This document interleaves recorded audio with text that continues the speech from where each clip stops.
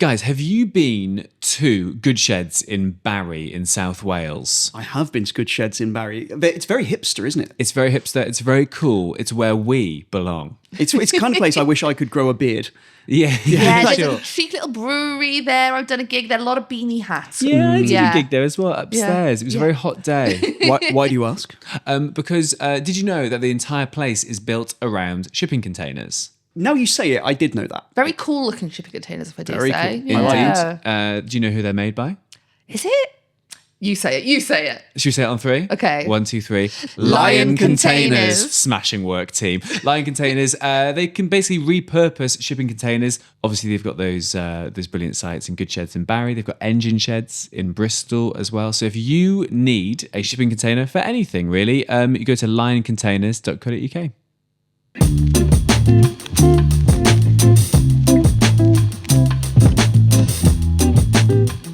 Hello and welcome to For Wales, See Wales with me, Robin Morgan. Me, Mel Owen. And me, Will Hayward. Welcome, one and all. By one and all, I mean 1 and 2. Hello. 10th episode, guys. We're here. We are, the Oh my 10th God. episode. Double figures. We've done it. We've done it. Officially done it. I'm so proud of us. And I'm so proud of what the podcast has become, actually. It's been very, very nice, isn't it? Very sweet. Yeah. How's everybody's weeks been? I was in London yesterday. I was at the recording of another podcast. I was invited to go as a member of the audience for the Quiet Riot podcast, which is another political podcast.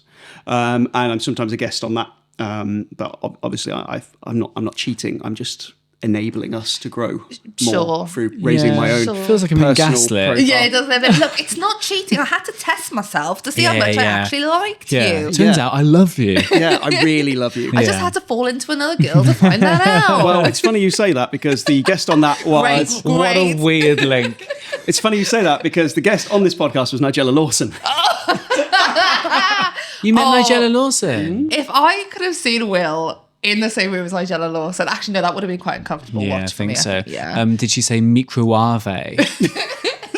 I'm still obsessed with that. I also love the fact that she just did it with so much confidence. Like the rest of the world is wrong. That's what having a cabinet minister father does to you, right? Like that's the confidence. And all of her other assets. as well. Yeah. Well, which asset specifically? Her beautiful face. Yeah. Copious amounts of gack. Cut. I hung out with Nigella for a bit, talked about... She barely spoke to me, actually. I'm grossly over-exaggerating You were this. in the room with her, yeah? I also took my mum. Cute. Brilliant. What's Nigella's opinion on abolish the Assembly Party? Does she ever? Strongly in favour. Yeah, I bet she is. Strongly in favour. She's in favour of home cooking, and I've got a gag for this. I've got a gag. Wait, there, it's there. Insert funny joke here. Yeah. She was good. It was actually quite interesting. She was very thoughtful, which was nice. She seems like she made some cookies as well. I ate her cookie. Oh, Will. I didn't even mean. I just know I did. Lee So, Waters has just released a podcast. Has he? Playing that on double speed. I'm like, very good. That's interesting. What's it called? It's called Ep10. Which means the fifth floor. Yes, There we go. I believe so. Yeah. It's essentially a look inside the Welsh Civil Service. I wonder what that refers to. Is there some kind of general knowledge that I'm not picking up on there? He's interviewed people within the Welsh Civil Service and people Yeah. within Welsh Government on the challenges of being in Welsh Government and enacting policy in Wales. It's very, very dorky, but, you know. Do you know what? I will actually go and listen to that because I think 100%. I think always hearing from people on the inside, it's always really interesting because the anecdotal stuff is just as important as the facts. You know? Especially because Lee Waters just doesn't care anymore. Yeah. Yeah, He's yeah. completely- It's he's on like- on the way out. It's like my right? political career's done. Like, I'm just going to Yeah. say everything I wanted Brilliant. to say. And there's, I love that, Gossip, right? Yeah, that's why what not? That's what we're into. I imagine it'll just be the burn book from Mean Girls. Oh, I wanted to go through the Senate throwing the pages out. Stop trying to make devolution happen. Vaughan Gething is a fugly slut. Direct quote from the film, not me. Sure. Okay. No one clip that up. Do not clip that up. It's just That's me. the clip. Clip it or I walk.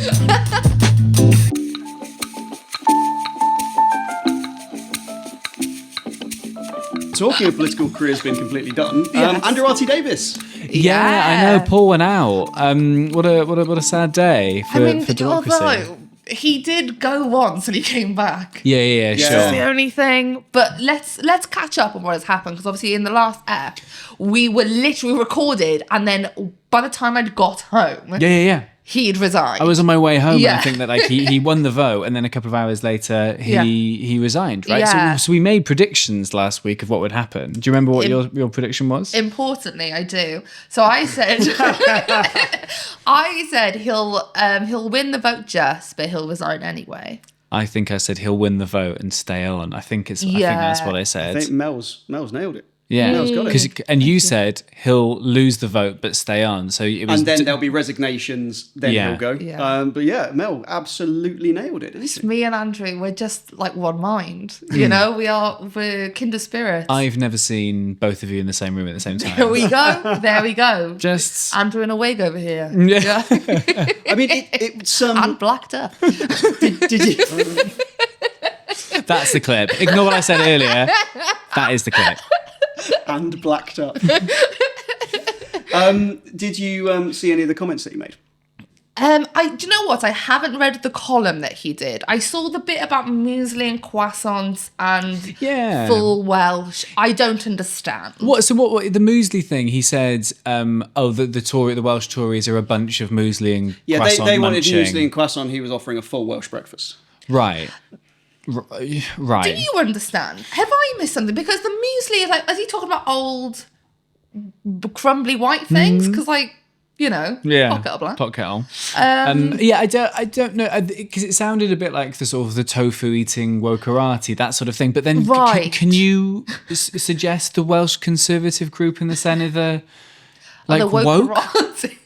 Has woke now gone full circle? And also muesli and croissant just famously don't go together. Yeah. Really? Yeah. Do you know what I mean? It's like a tofu scramble and an avocado smash. I'd give him that. Yeah. Do you know what annoys me about it? Is that he suggested that he was a full Welsh breakfast, and a full Welsh breakfast is delicious. And obviously you don't want it every day, else you'll die. Yeah. But it is something that's really good and wholesome and enriching, and I just don't see how you can make that argument that he is that at all. I think it's just a general thing. If you put a full Welsh breakfast in a NutriBullet, that is the colour of Andrew RT Davies' face.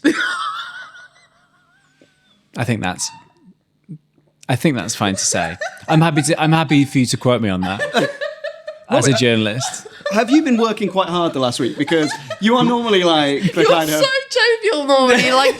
You're so be kind. Was that- You're like, put him in a NutriBullet, that's what you get. No, as in, I'm not saying we should. I'm saying If it were to I'm saying if you mushed him down to his pure essence, I think he's that. yeah he's a bit of back bacon and A bit of back bacon, that thick bacon. You know when you're like, this is if anything too thick, and now I'm thirsty all day. Yeah. So when you're frying it in the pan, a lot of water comes off it. Yeah, it's spitting at you, and you're just like, Jesus, this is an assault course. Yeah. I'll have some muesli and a croissant. Actually, this is too much, far too much. Snowflake. Yeah. So I think what's quite illuminating is Andrew RT Davies was essentially ousted because he's completely unelectable. Sure. And his MSs felt that they were never ever going to keep their seats with him there, or at very least the party, they'd got no chance of getting anywhere near power. Now, Mr. Davies, in response, has written a column for GB News. A column for the TV channel. They've popped it on the website. I don't think he made the TV. Apparently, they didn't have space for a really angry farmer. Sure. Yeah. Clarkson had already been on that month, right? So I'll read you some extracts from it. Now, Please do. What you've got to remember is he is quite a profound thinker, and he thinks very deeply on issues. And you need to bear in mind that what he is doing here is trying to set out his stall for the direction that he feels, on principle, his party should take. So, and I'm sure everything's quite raw at the moment. Raw meat. Okay, so since the last time I wrote this column, I have resigned as the leader of the Welsh Conservative Party. My position has become untenable because a substantial minority of my colleagues were, in essence, unwilling to adapt to the new political realities we face. Loads of people are getting racist. We do not live in 2010. Politics has changed in the Western world. Across Europe and America, old establishment parties and politicians are on the run and are being replaced by those who understand the realignment of politics. Angry. An opportunity is there for the taking. Labour have abandoned their post-industrial heartlands and become obsessed with an extreme liberal ideology and language policing. But far too many are squeamish about giving a voice to the voiceless by using the language of the pub and the farm rather than the language of the lecture and common room. I know, don't worry. I mean, it's powerful. What it also says is that what he was hoping to do with his party was ride the wave of populism. Essentially, oh, wow. Yeah, he didn't say the wave of populism. He said the wave of the new realignment with politics, right. where you can use the language of the pub and the farm as opposed to the language of the common room and the lecture theatre. I've never been to the common room. I never got to Hogwarts. Yeah. But what was interesting is he basically said, I wanted my party to become reform, and my party didn't want to be reform, so I am very, very upset about it. Yeah. Yeah. Yes, the world is realigning and you have to adjust to the political realities of which you operate. But also as a leader, you do kind of have to lead people and you have to think, what do I think is right? What do I believe in? What is a good thing for the people I seek to govern? And then try and convince them of why you have a good offering. Not go, those people are really, really mad about everything. How can I use that for my own political advantage? Which is essentially why he was upset. That those naughty, naughty Senate members didn't want him to be doing it. Oh, there was so much in that. Well, to start with, the tone was very much a drunk auntie at Christmas. Her husband's left her and she's had too many red wines by 2 p.m. Do you want a line that gives that vibe? Yes. When the Welsh Labour government commissions report that call for dog-free zones to be introduced in the countryside to tackle racism or give handouts to illegal immigrants, we have to tackle these points as a point of principle. That's not in one line. That's not the same line. This is a full sentence. When the Labour Welsh government commissions reports that call for dog-free zones to be introduced in the countryside to tackle racism or gives handouts to illegal immigrants, we have to tackle these points as a point of principle. Babe, use a comma. Please. It's there for a reason. It's on the keyboard. The dogs in the countryside racism thing, for a start. Do you remember when this was being... Basically, there was, and I mean a very not mainstream, very fringe chat about, there are some, I suppose, ethnic minorities or cultures who aren't as used to dogs running free around. Right. So that maybe, there was a consideration and barely a chat. It was like us having a chat about it. Yeah. And Andrew treating it as like main Senate talk. Yeah. Well, I've already shot my dog now. It was very, I have to then, because all these illegal immigrants, I guess I've got to take the shotgun out and get now. That's what I've got to do. I love that you're using the language of the farm. Yeah, exactly, shotgun. Yeah. 12 ball, completely. It is exactly that point, isn't it? Because essentially there was a report where people asked for people's views and someone gave a view and then they went, well, this is the Welsh Government's policy. Yeah, he was acting like it was the show who brought it in and rubber stamped it. And he was like, well, I guess I'll just go and do that then. Like, nobody is talking about this. But that's how all this kind of conspiracy theorist stuff starts, right? This is how like all that anti-net zero stuff, they're going to make us eat bugs, they're going to make us sleep in little pods, all that, 15-minute cities. All those things start with a kernel of something that, that's where it came from.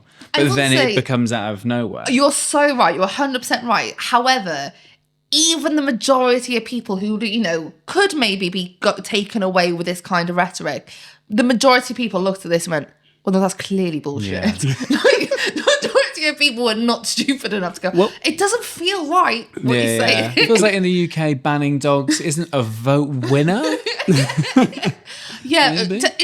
To tackle racism. It was the tackle racism combination. Yeah. I'm allergic to dogs. Yeah. I would, if you did a consultation where you said, what do you think should happen with dogs? I would say, I wish no one had a pet dog. However, if I say that doesn't mean the Welsh Government's policy is to ban dogs. But you need to say it's to tackle racism, and then it becomes... then it's mainstream. That's what Dr. King was talking about in his speech, wasn't it? He has a dream to ban all dogs in the Welsh countryside. Specifically in the Vale of Glamorgan. That £1,600, that giving money to immigrants. So he repeats that again. He said, while Labour politicians are focused on paying illegal immigrants £1,600 a month, they ignored the Welsh NHS and our schools. Just to be clear, this £1,600 a month to immigrants is ridiculous. So basically, there was a universal basic income pilot, a basic income pilot, where they wanted to test giving people an amount of money a month with no strings attached to see how it changed their decision making. It was a small study that they did, and it was for children leaving care. So it was quite an interesting study. About 12 of the kids taking part happened to be unaccompanied asylum seekers. So basically, they have no parents. They came to Wales as asylum seekers. They were put into the care system, which is tough. And then, because they were care leavers, they're allowed to take part in this study. When he appeared on GB News, I think it was just over a year ago, Mr. Davies said, Welsh Labour are giving £1,600 a month to any migrant who wants to just rock up off a boat. Wow.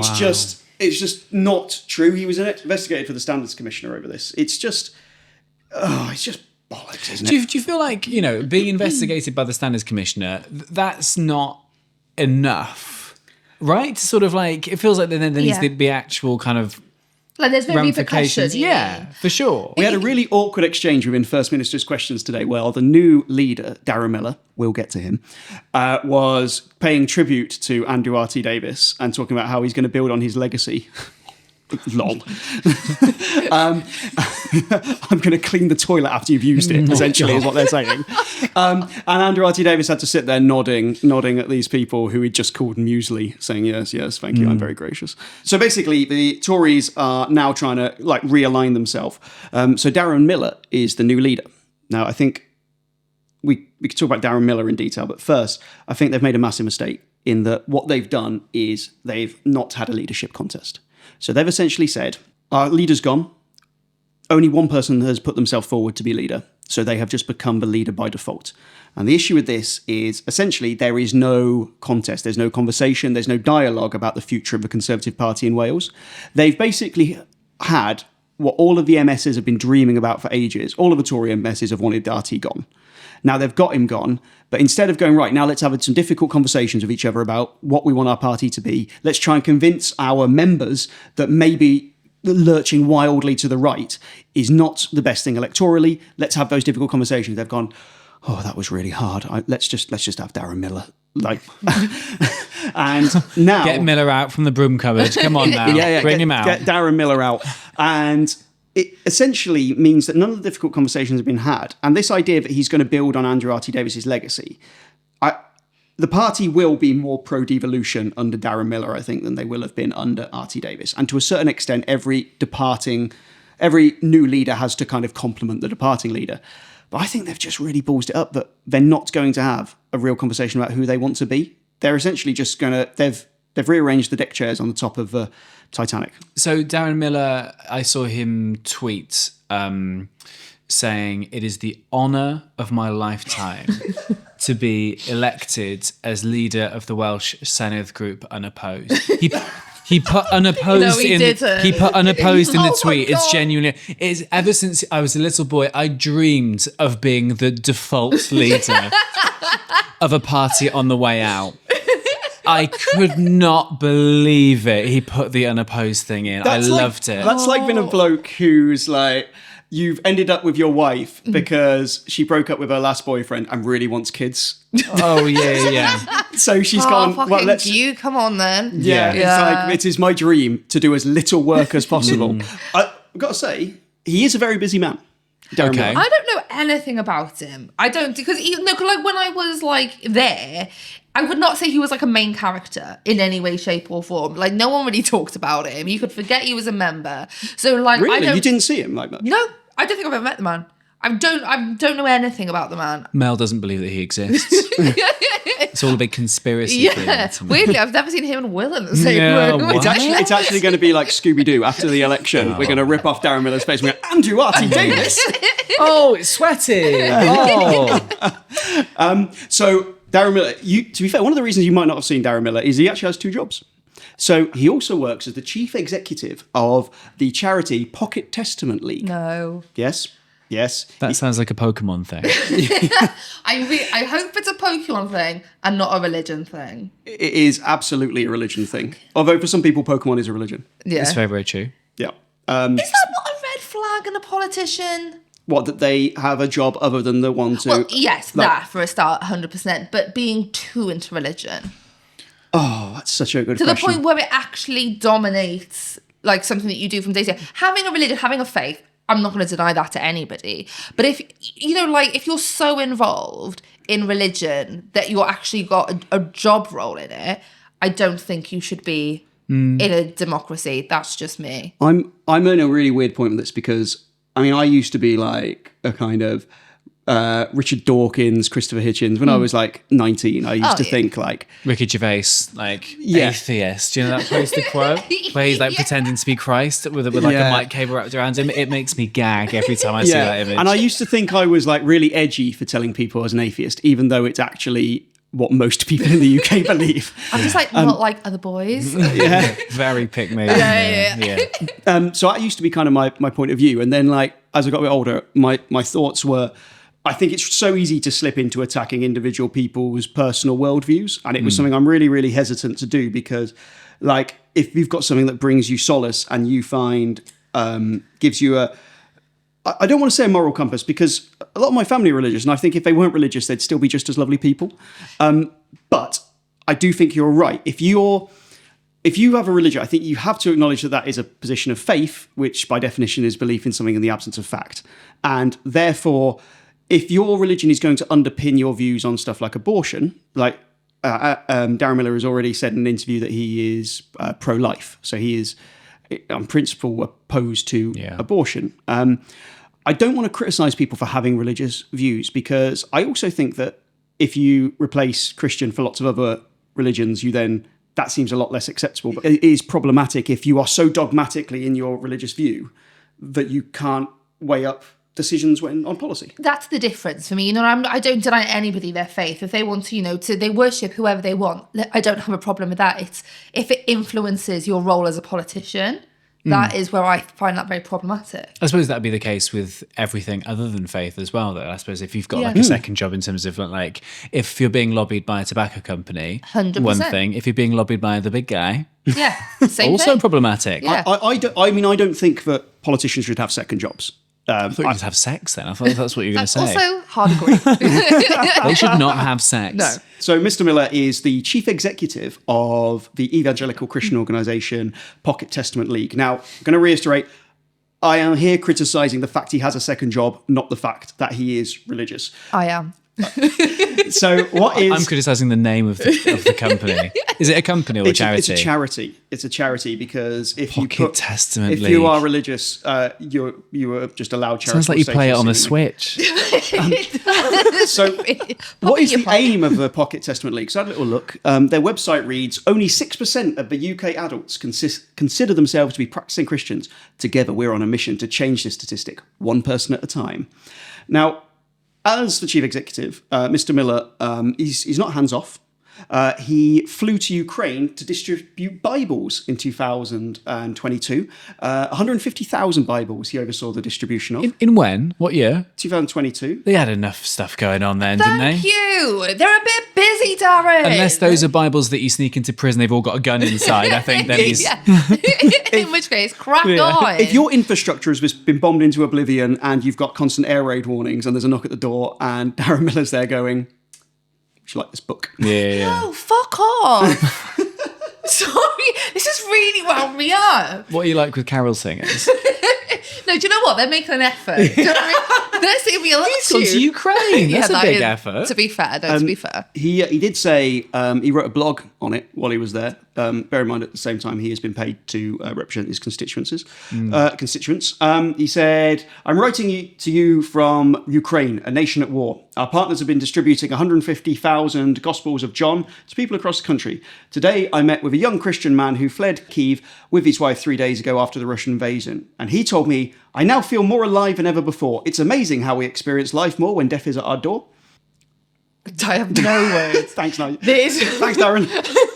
I give them food, give them a blanket. For God's sake, keep your Bible to you. But this is what gets me, because for me, true Christianity would be going out there and being a good Samaritan and helping them in their effort, not give them a sodding book. I went to my son's Christmas concert today. It was banging, just for enough. balance. Just for balance. Was it a religious... It was in a church, and then I think they sang. I definitely heard Bethlehem being mentioned a couple of times. Equally, they reenacted Home Alone, Elf, and Frozen. So I'd say sort of multi-faith. Great. Did you ever play you're not Jesus. I don't think you ever played Jesus. Did you ever play Joseph? No, the only I don't remember doing any sort of like nativity. I remember we did Oliver in year 6. Oh wow! And I played Mr. Brownlow, who is the man that takes in Oliver, who adopts him, because I could act and say long words, but I could not sing for shit. I remember improving, hugging the Oliver kid who was in like 3 years below, and then as I came off stage, somebody in the audience went "Go." So the hackles started early. And you know how to just tuck the stride. I was like, your mum's going. You have Herod energy. I've got Herod energy. My favourite part of this podcast. I adore that. Did you play King Herod at any point? I didn't. Producer Darryl, can we? Are we too late on the merch orders? Can we get Herod energy as a t-shirt? I did. Big Herod energy. Shall we move away from Mel's rampant religious hatred and away from my Herod energy and kill lots of firstborns? Let's go on back to Darren Miller. So, what I think is the issue here, it's not about his religion, contrary to the last 15 minutes of content we've produced. It's this second job, because on his declaration of interest, he says that he works 7 hours a week as the chief executive of the charity. The charity appears to, for many years, only had one employee, which presumably is him. Now appears to have someone else working there as well. But from the accounts filed with the Charity Commission, I think you can pretty safe to assume he's paid £21,000 a year for his 7 hours a week. What's the average UK wage? 24? Well, exactly. But 7 hours a week, I mean, it doesn't sound like much, but that's 7, 14, 21, 28 hours a month, which is not much less than a week's work for most people. Yeah. And he's paid £72,000 to be an MS, and that is just a backbench MS. Yeah. Now that he is the leader of the opposition, he will get an extra 14 grand a year, plus 1,100 for each Senedd member that the Tories have. Now, they have 16 Senedd members, so he'll get 18 grand on top of the 14 grand extra. For that. I didn't realise that. Yeah, For every MS, you get a little Brucey bonus. Yeah, so he's essentially going to get 32 grand extra a year now, on top of his 72 grand a year for being the leader of the opposition. So he's on over 100k a year. Plus, he has 21 grand a year for running this charity. I don't know if he's going to carry on doing that. Sure. He was asked about this on the BBC. He said that he's going to reappraise like his options with this. I would tentatively suggest that if you are a backbench MS, you should be pretty busy to the point that you can't also run on a 70k charity. salary. On a 70k salary, when also you're North Wales based, so a lot of the time you're having to drive or get the train down to Cardiff. MS is never a moment telling me how busy they are with all their committees. Yeah. But apparently you can also run this charity. So I think there is, at the very least, questions to be answered there. I think it's, conversely, I find him quite impressive, because if I was a North Wales MS and I was travelling down to South Wales quite a lot and I had to use the public transport, I would lose faith in God. But he's still got his. And I think that's very impressive. This is an unpopular opinion. I feel like politicians should be paid more, but they are banned from having any other work, because I think it is an incredibly time-consuming, taxing, emotionally draining job. It's horrible. I would never do it. Same. It's so like the attention that you get on you, not just from pricks like us doing a podcast, but also random people on Twitter, but also you're making quite big decisions. And if you were doing that for like a private company, you'd be on much more money. But you want the best people for the job as well. I feel like the bar needs to be raised for this is how much you get, but you're not allowed to have extra interests, which then could. It's shown that they cannot be trusted to do this and not abuse expenses. And not everyone, not all MSs, famously, but. Yeah, that's my hot take. No, of I episode 10. Agree. I actually think there's an argument not only for paying them more, but for paying them for maybe a year after they leave office, but saying you can't go and work somewhere else straight afterwards. Gardening leave. Yeah, essentially, because so often you see that jumping off from going from being a minister to going to another role. Now, there are timescales. You have to get permission to do it. They always get given permission to do it. Yeah. Like, I think if there's this thing of politicians, they're paid too much. You're right. They're not. I don't think they're actually paid enough for the level of shit they have to put up with. And if we want good people to do it, and we want to be able to say to them, you cannot possibly take this other job because you've got this job, you're paid a lot to do it. I mean, you can argue 70 grand a year is pretty tidy. Yeah.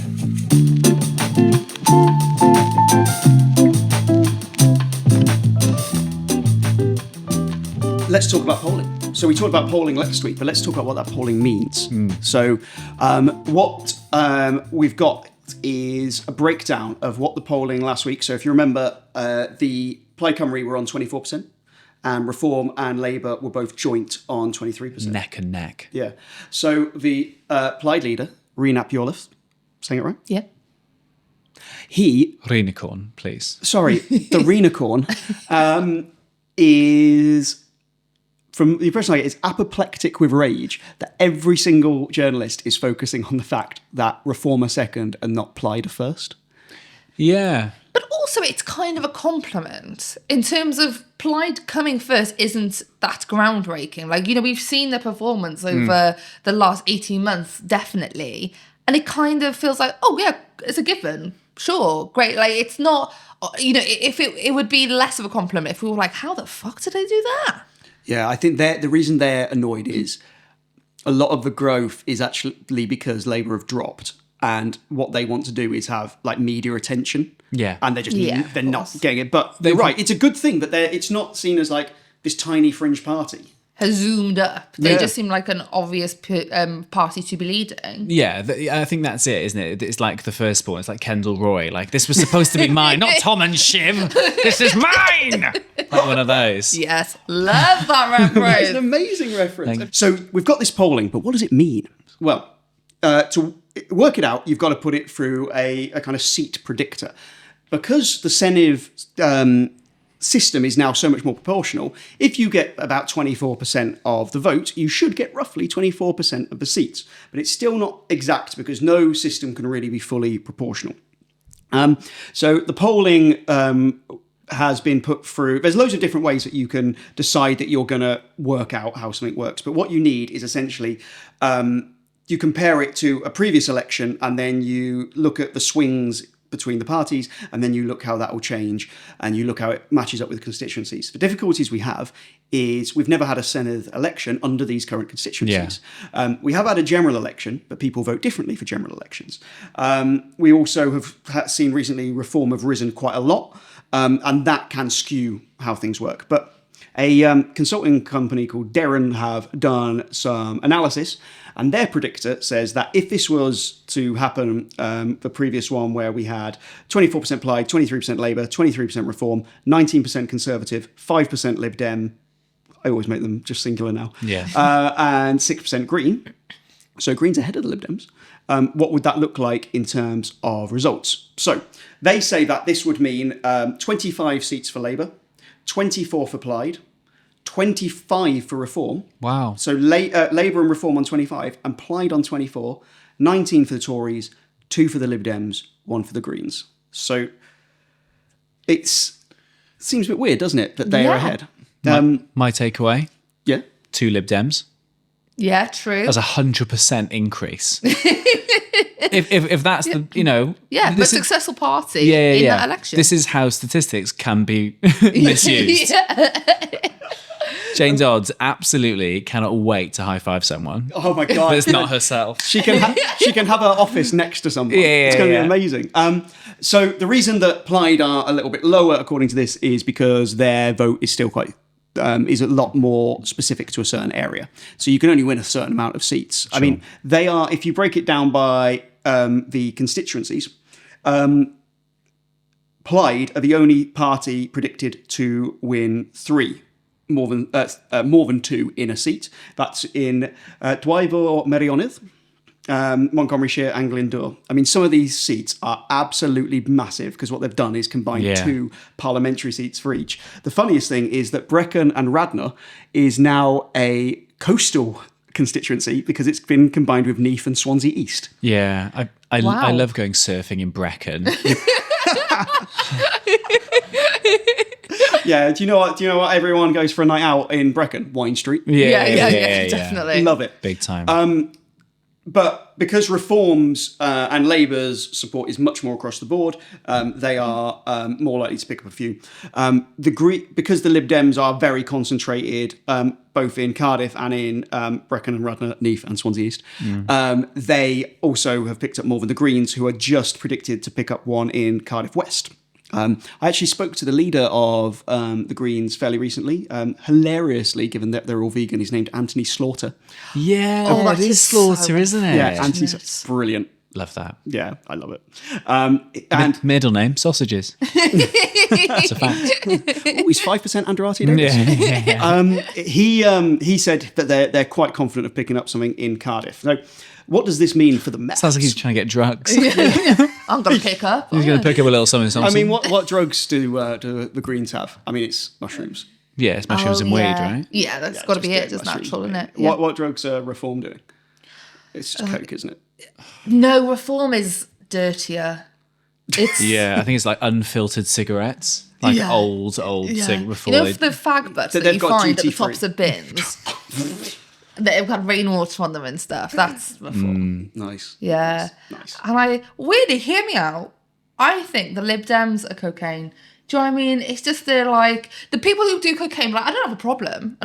I just, you get the bag in, after a couple of drinks, and everyone's having a nice time because they've all got a little bit of money. They're all a bit middle class. Right. I think that's the Lib Dem. You think that's Jane? Yeah. Do you know my favourite thing about what you just said is you spent 15 minutes slagging off religion in massive, massive detail, and then you go, I haven't got a problem with cocaine. You know, Don't have a problem with. you know who have to talk a lot? Jesus. Do you know who you need to talk to a lot? Frank. No, yeah. Hey. Yeah. Jokes. So, what does this mean in terms of the Senate? So, a party for a majority, you need 49 seats. Now, so to have a majority within the Senate, you need to have 49 seats. If this was to work out, Plaid and Labour would have exactly 49 seats. The issue that they might have is the Speaker is, if it's the same Speaker, is Plaid Cymru, so you then lose one. So Give it to Jane. give it to Jane. Can you imagine if Lib Dems had one MS and they were the Speaker, so they just didn't vote? Yeah. That'd be so Lib Yeah, Dem. don't give it to Jane. But what it means is that it's very, very close at the moment. So essentially, you've got Reform, Plaid, Labour, all almost exactly the same. And how are you going to make the maths work in order to form a majority? So if you wanted to have a Conservative and Reform alliance, what do they add up to? They add up to 44. They add up to 44. So they're 5 short. So that thing that Andrew RT Davies was going for, which was essentially, we just need to get enough that when Reform do well, we can form a government with them. That would be really hard to do because although they could win a lot of seats, if Reform grow, Yeah, it's most likely to be at the it's expense of eating the in the Tories. same thing, right? Yeah, they're all like eating out of the same trough, essentially. Yeah. Good, So- good farm lingo. Yeah. And you would have loved that. Well, I like to use the language of the farm. Yeah. Like some. the language of the farm. What is that? I The language of the farm is just a lot of. Hey! I was like, Lulu. Way! Yeah, the language of the farm. Like, if I think so, like, I've grown up on a farm. My granddad's a farmer. We could always hear when he was gathering sheep. A lot of it just consisted of come by and Yeah. this fucking dog doesn't listen to me. That's the language of the farm. Yeah, That's why we should kill them all. Yeah, exactly. Shoot Racist. them for racism. Exactly. Me and my mum stood there. Shoot the dog. That dog doesn't listen to you. Was it just going, all right, go, wife? So what it means is, though, if you had Plaid and Labour a bit short, the Greens or the Lib Dems could be the kingmakers within the Senate. They could be very, very important in terms of how you set it up. Then would our parliament be sort of quite European in its element of like lots of different, looking at what's happened in France, how secure can a parliament be with all these different parties? That's a really, really good question. I think the first thing to say is, like, one of the arguments against parliaments like this is that they allow in extremists. They allow extremists to get a foothold. Now, my issue with that is, if you are pro-democracy, you can't say people are not allowed to vote because they might be racist. That's quite problematic. And I think the problem is, if that's what we've seen with our kind of two-party system with first past the post, is that actually parties can win large majorities by appealing to quite a small group of people. Whereas actually, if you have the racist party, which get X percentage, that is fine, because then the parties which are on the right but aren't far right don't have to cater to the far right as much. They can appeal more to the centre. But in terms of the security of it, it really depends on how people act within that parliament. There's examples of really, really secure multi-party governments, and there's examples of really unstable multi-party governments. But there's also examples of really unstable... I mean, Boris Johnson had a massive majority, and it was absolute chaos. I think with... What does frustrate me massively with all of the parties in the Senate at the moment is they have bought in, through their own votes, their own voting, to have a system whereby alliances are essential. You are not going to have a party with a majority on its own. So they have said, we are now going to have a system where we have to form alliances. And when you say to them, can you give me a flavour of how these alliances might work? They go, no. Right. No. We are going to win. We're going to fight for every vote. Yeah, but you're not going to win every vote, are you? No, we are going to fight for every vote, and then the chips will fall where they may. And so what you're basically saying to the electorate is, jump off this bridge with us and we'll see where we land. Because I asked Labour, I asked Lynn Morgan, how would that work in terms of alliances? Didn't really get an answer. I asked Reen. The only thing he said was, I can't see us joining with the Tories or Reform, but I'm not going to kind of say anything else. The really annoying thing with that is you're essentially not being honest with voters about the realities of the system you bought in. Yeah, and also, like, you know, when you go into an election, specifically I'm thinking UK now, where people are like, there's not going to be a coalition. Everyone's ruling out coalitions because obviously it's like, why would then I vote for you if I think I'm going to get diet you or whatever? Whereas in this, if you're not being open and honest with voters... again, trust comes out of the equation, right? Like, we're so conditioned in this country to vote tactically rather than just voting what we believe in. Like, if you believe in what the Lib Dems are doing, vote for them. Your vote will give them potentially more seats, which will give them more power proportionally. Just vote for who you believe in. That's the great thing about this system. But it's but everyone has to do it. It's like and I can't believe it's taken me 10 episodes to bring this up, the ITV game show Golden Balls. So, brilliant. Thank you. Are you going to split or steal? Jasper Carrot, are you going to split or are you going to steal? And he doesn't understand the format. No. Of course he doesn't. No, he doesn't. That's a pickup that they did there were 7 hours in that studio with those two fuckers just standing by balls. I love that show so much. Yeah. I would love to host that show. Really? I think you should. Bring it back, baby. Bring it back with you. Yeah, a Welsh Golden Balls. Love it. Would you do it with would you put on a Welsh accent like he has, like a very thick, like brown Yeah. No, I don't think so. Are you going to steal? That's quite good, yeah. That actually was my accent. Really? Yeah, well, I had a weird kind of mongrel accent growing up, but if my dad rings, I kind of get a bit more black country. You know? Golden Balls. Yeah. Back to the show. This is essentially it, right? If everyone's saying, yes, we're all going to vote with our hearts and not tactically, then that's fine. That's how it works out. Then you get a proper proportional parliament. But not everyone thinks like that. No. And it's... The problem is, because not everyone thinks like that, there's then not the pressure on the parties to explain what they do in certain situations. Like, if we had this many votes and there this many votes, we would do this, because it's perceived as being weak. It's been perceived as not trying to win the majority, but the majority it's impossible, right? Like, because what would you have to poll at to win? Would you have to poll at 51%? To get a working majority within the Senate? That's probably a very stupid question. Yeah, it depends on how other people falls, and it depends on how other parties do. But if you got 51%, you would imagine you would be very close to a majority. I suppose the difference, because like it's in a general election, yes, you probably would, wouldn't you? Because we've fallen into such a two-party system. Yeah. But I suppose in Wales, because there is this array of choice now, this Quality Street tin of choice. Sure. Yeah.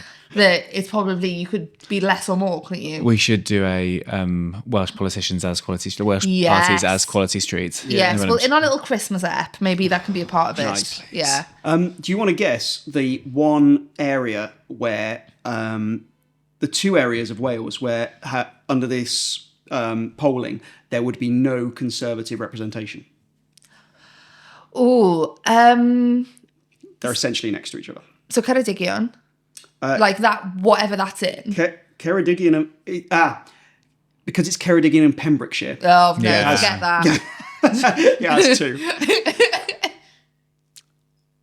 I mean, are they going to be little, small, broken up Cardiff ones? They're going to be RCT ones? They're RCT ones. So it's the first one is Merthyr, Aberdare and Ponty, and the second one is Aberfan, Maesteg, Rhondda and Ogmore. Yeah. These are such weird constituencies. Rhondda by the sea. Rhondda by the sea. There is no place which doesn't have reform. You get a Reform MS. You get a Reform MS. Can you guess the two places where there is no Labour? Oh. Can I go back to my original one, which is Ceredigion and Pembrokeshire? Ceredigion and Pembrokeshire, Yeah. no Labour. Two Conservative, two Plaid, two Reform. Wow. The other one, which is no Labour, we have also mentioned. It's the longest one, and I was very pleased with my pronunciation. The Dwy Fyrmyrionydd one. Yep, that's got one Tory, two Reform, and three Plaid, but no Labour. Interesting. That's what happens when you fuck over the farmers. Yeah, well, this is the thing. Yep. Okay. Yeah, but it's interesting, and the two places that get Lib Dems, as we said, Brecon, Radnor, Neath, Yeah. Swansea East, and Cardiff East and Cardiff North. That's one constituency. Yeah. So East and North. but yeah, it shows how polarised our politics is, really, doesn't it? Yeah, which is why I suppose there's the argument that this is why a proportional system is good, because it reflects everybody, every voter, everyone who votes. Bearing in mind the voter turnout of 0.1%. Yeah.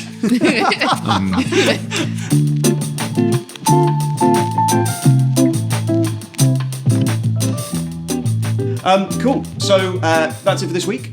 Big plans for the week coming up, apart from hosting your own TV show. Hosting a television show. Television, for listeners, is a medium that has been replaced by TikTok, and it's that box in the corner that your kids ignore.